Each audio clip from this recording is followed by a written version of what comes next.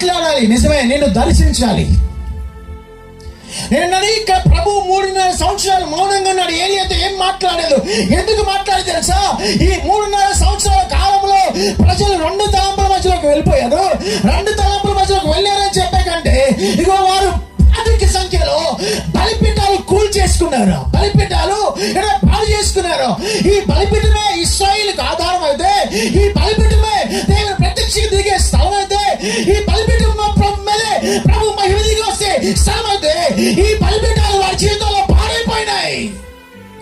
ఈ పాడైపోయిన బలిపీఠ అనుభవాల్లో ఉన్న ఇశ్రాయేలు జీవితంలో దైవ ప్రత్యక్షత రావాలి రావాలి రావాలి అంటే ఏమాత్రం రానే రాదు.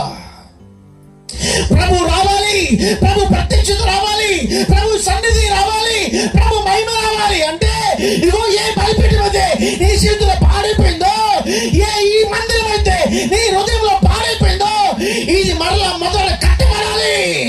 ఇది కట్టబడి, ఇది సరిగా చేయబడి, ఇది సమకూర్చబడి, ఇది చక్కగా పేర్చబడిన తర్వాతే ప్రభు ప్రత్యక్షత నీ మీదకి దిగి వస్తుంది.